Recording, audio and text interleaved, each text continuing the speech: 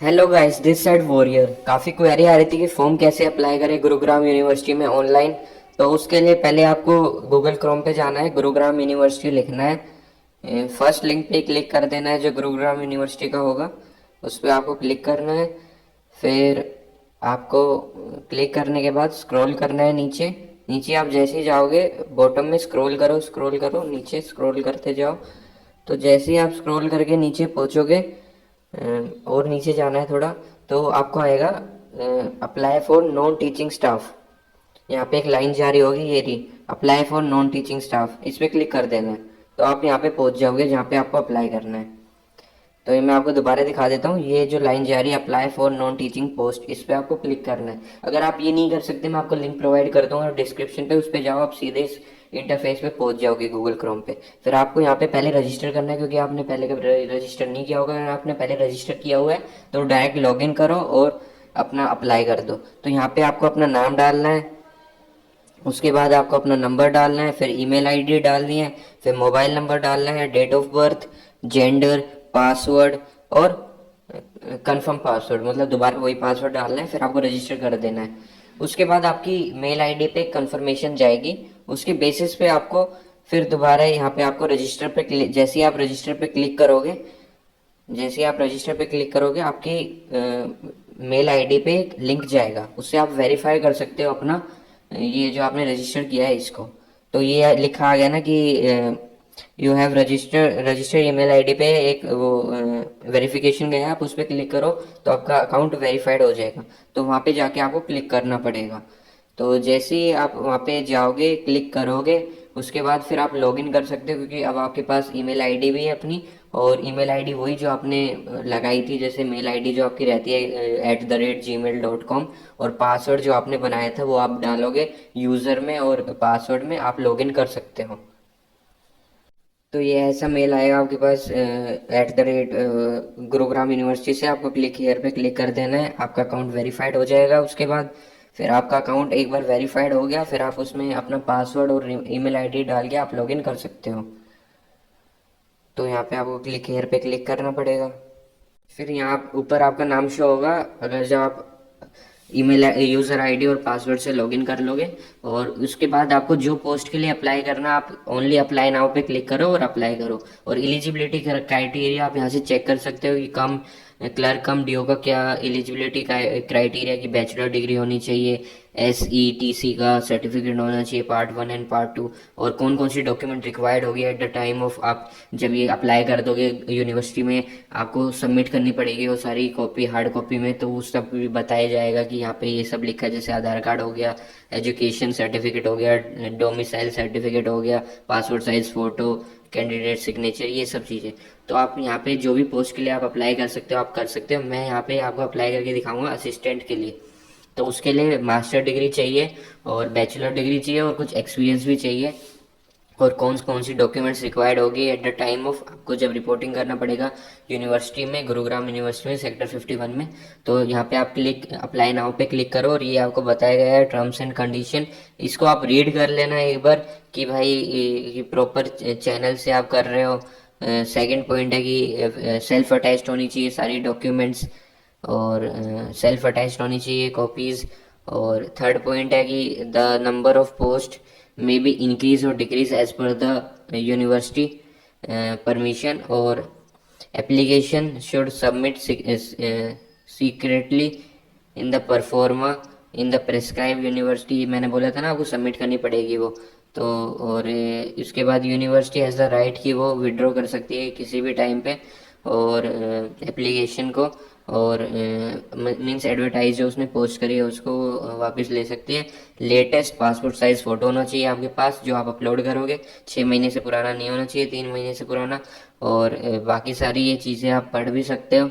और हरियाणा गवर्नमेंट के द्वारा रजिस्टर्ड पोस्ट यहाँ पे लगेगी, जैसे BC रहता है और EWC, और वो सब यहाँ पे लगेगी।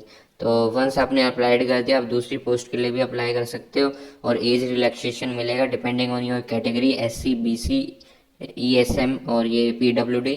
और candidate applying for post must ensure that they fulfil the eligibility criteria. कभी आप पेमेंट कर दो बाद में बोलो कि मैंने एलिजिबिलिटी क्राइटेरिया मेरी पेमेंट रिफंड कर दो, तो वो सब नहीं होगा। और 125 रुपये है SC ST और OBC BC के लिए, और 500 रुपये जनरल के लिए है। और अपर एज है 50 ईयर्स, और कैंडिडेट और ये सब इंफॉर्मेशन आप रीड कर सकते हो। और टाइपिंग टेस्ट भी होगा, जिसमें टाइपिंग टेस्ट बाद में होगा, पहले MCQ का जो जनरल एप्टीट्यूड वाला होगा वो होगा। और डिस्प्ले हो जाएगा यूनिवर्सिटी पे जो रिज़ल्ट होगा। और कोई भी डॉक्यूमेंट्स और एप्लीकेशन वो सेल्फ अटैच्ड होनी चाहिए, ये मैंडेटरी बोला गया है। और फॉर द पोस्ट वो डिक्लेयर एलिजिबिलिटी स्क्रीनिंग कमेटी बताएंगी। और सिंगल वैकेंसी और 10 वैकेंसी, ये सब इन्फॉर्मेशन आप रीड कर लेना। और ग्रुप C की वैकेंसी और D की जो भी है, और ये सब करके आपको क्लिक करना पड़ेगा आई एग्री पे। जैसे ही आप आई एग्री पे क्लिक करोगे उसके बाद इंटरफेस शो होगा कि जहाँ पे आपको अपनी डॉक्यूमेंट्स अपलोड करनी पड़ेगी और वो सब चीज़ें। तो आई एग्री पे आप क्लिक करोगे, यहाँ पे आपको पर्सनल इन्फॉर्मेशन कुछ तो आपकी शो ही जाएगी जो आपने पहले भर दी थी, जो आपने रजिस्टर किया था। बाकी ये आपको भरनी पड़ेगी आपकी कैटेगरी कौन सी है, आपके फादर का नाम क्या है, प्लेस ऑफ बर्थ क्या है, मदर का नाम क्या है, रेजिडेंस डोमिसाइल, और जो रेजिडेंस डोमिसाइल है अगर आप उसका सर्टिफिकेट अपलोड करोगे वो 1 MB तक होना चाहिए, उससे एक्सीड ना करें। आप PDF में भी कर सकते हो या फिर आप फ़ोटो में भी अपलोड कर सकते हो उसको। यहाँ पे प्लेस ऑफ बर्थ आपका आ जाएगा। और यहाँ पे जैसे मेरा प्लेस ऑफ बर्थ गुरुग्राम है तो मैं वो लिख देता हूँ, यहाँ पे आपको टाइप करना पड़ेगा। और यहाँ पे फादर का नाम, मदर का नाम, नेशनलिटी, ये सब इंफॉर्मेशन देनी पड़ेगी अपने से रिलेटेड। देन आप स्क्रॉल करोगे नीचे तो आपको बताना पड़ेगा नेशनलिटी क्या है, आपका स्टेटस क्या है, मैरिड और अनमैरिड हो।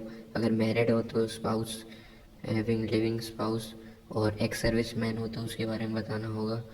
फिर उसके बाद आपको यहाँ पे पोस्टल एड्रेस डालना पड़ेगा, जो आपका एड्रेस है। तो 2 लाइन में आप एड्रेस डाल सकते हो, और यहाँ पे आप टिक कर सकते हो सेम एज़ परमानेंट एड्रेस, वो सेम हो जाएगा आपका, तो आपको भरना नहीं पड़ेगा। और यहाँ पे आपको पासपोर्ट साइज़ फ़ोटो जिसका डायमेंशन दिया गया है और 1 MB तक होना चाहिए, और सिग्नेचर जिसका डायमेंशन दिया गया है 1 MB तक होना चाहिए। और आधार कार्ड ऊपर जो आगे पीछे दोनों रहता है आप उसको PDF में बना सकते हो, फ़ोटो ले सकते हो जैसा आपको ठीक लगे। और यहाँ पे सेव एंड कंटिन्यू पे आप क्लिक कर सकते हो। फिर उसके बाद आप पहुँच जाओगे यहाँ पे, जब आप वो कर दोगे एम्प्लॉयमेंट डिटेल्स भरनी पड़ेगी आपको। अगर आप एम्प्लॉयड हो, मतलब या तो आप एम्प्लॉयड हो या आपने पहले कभी काम किया है कोई कंपनी में या फिर PSU में, किसी में भी आपने काम किया तो उसकी इन्फॉर्मेशन आपको यहाँ पे देनी पड़ेगी। मैंने कोई काम नहीं किया इसलिए मैं नो टिक कर रहा हूँ यहाँ पे।